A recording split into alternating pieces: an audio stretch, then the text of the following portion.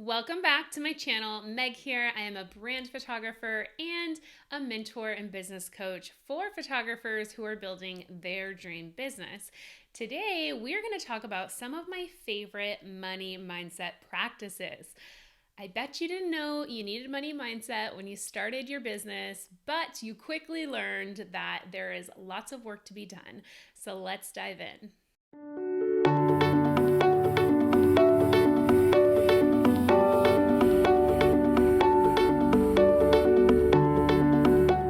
Not always feeling confident and empowered with my money. I've put in a lot of work over the years on my money mindset and just creating better money habits. And that's what I love to talk about and teach and empower other photographers to do, because once you are really organized with your money, feeling really good, it just brings you this next level confidence that really shows up in all areas of your photography business. I mean, you're more confident asking for the money you deserve. You're more confident working with your clients. You're more confident to really call in the type of clients you really want to work with. So with that, I want to dive into a few of my favorite money mindset practices that have really helped me to feel more empowered with my money. I'm sure you would agree, as photographers, we have the best job in the universe. But being a photographer and asking for money for your art and your creativity can be super triggering. And we quickly learn that in order to be successful and keep doing this great work that we love, we have to get really comfortable with charging for our work, the right prices for asking for money from our clients, making the sale, and ultimately increasing our pricing again and again so that we can scale our business. And so that's why I really wanted to talk about this today, because it doesn't just happen. We have to put in the work. We have to really invest in our mindset in order to feel confident to keep raising our prices. So the first money mindset practice I want you to do, if you're not already doing it, is daily gratitude.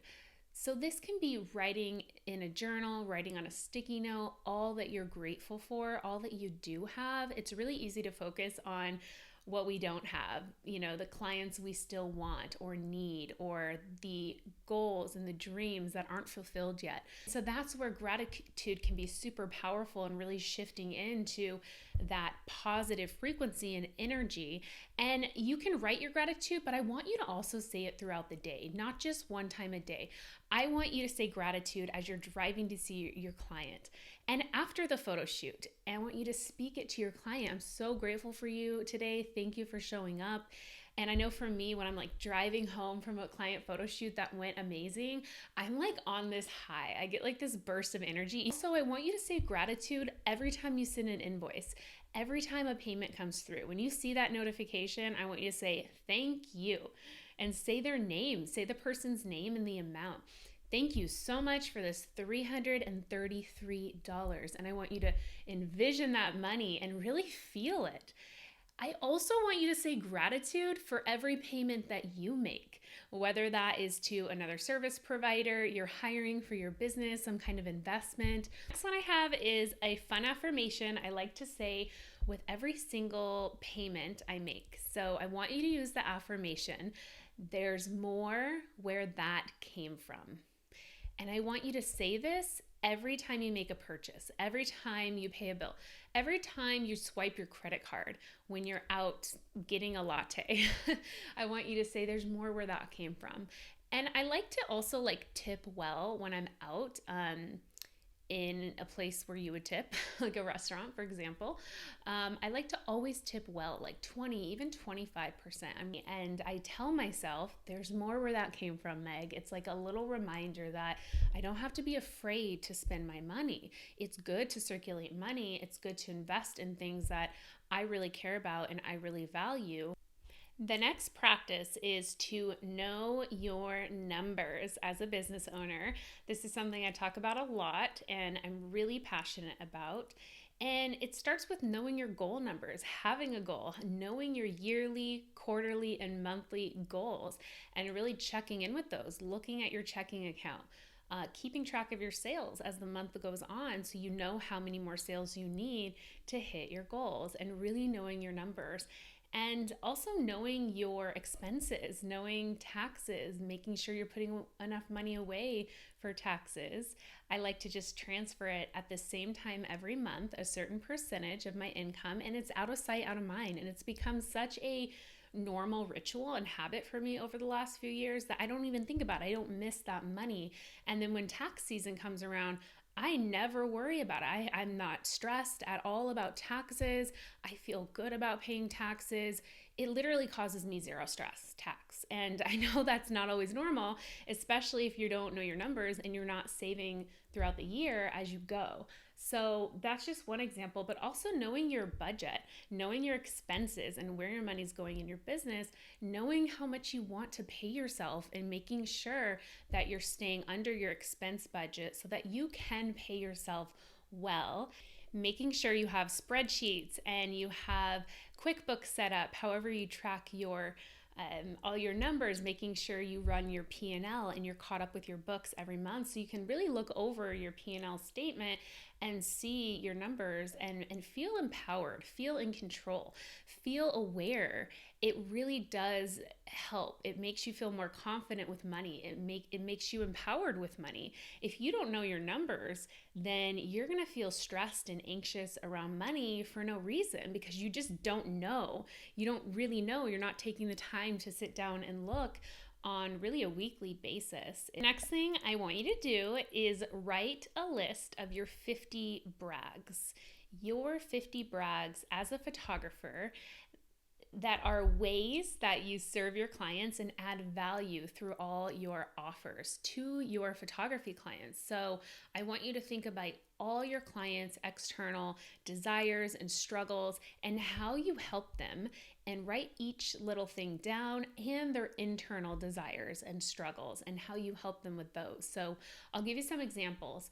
So on the external desires, I help my clients create beautiful websites. I help them attract better clients themselves.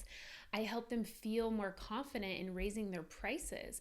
I help them plan the photo shoot. I provide a service. We do a planning session where I help walk them through everything. I help them pick locations.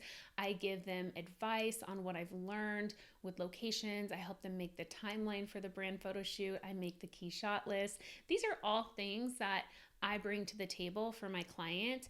And the internal desires and struggles I really support them with is really, I help them feel more confident. I help them get over their visibility issues. I help them show up on social media more.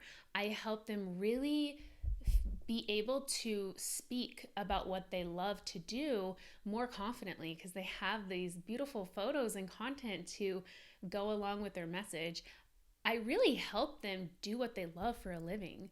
I empower them to leave their 9-to-5 job or never go back to their 9-to-5 job and instead create a business around their lifestyle that they absolutely are thriving in. I mean, there's just so many things I could write down. Not to mention, of course, we capture these beautiful images they're going to have for their whole life. They can print on their wall. They can look back on and have the memories. If you've never made your brag list, I need you to do that.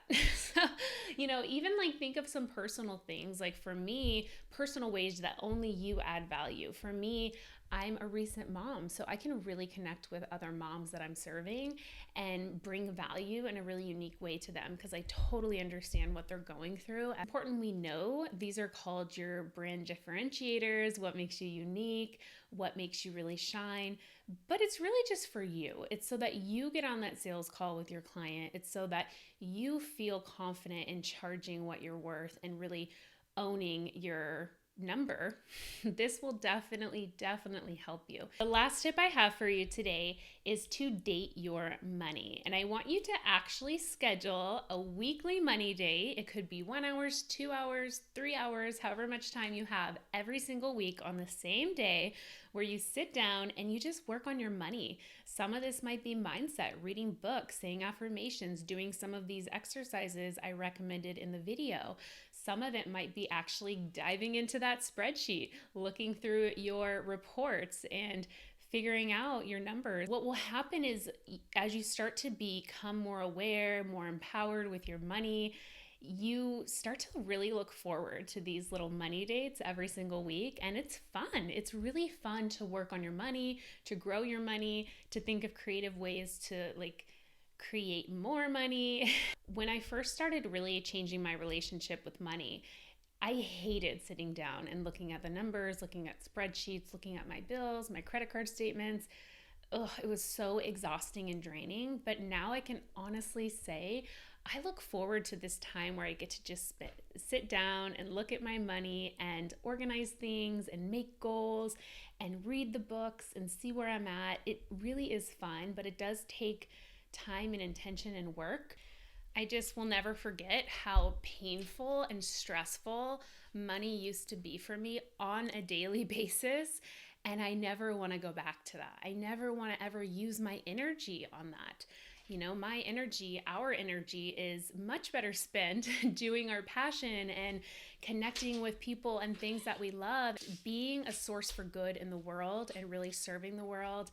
And if you're stressed and worry about money, you can't do those things. You don't have the energetic capacity to really be your best self. And so I want to empower you to have as much money as you need to be the best version of you that you can possibly be.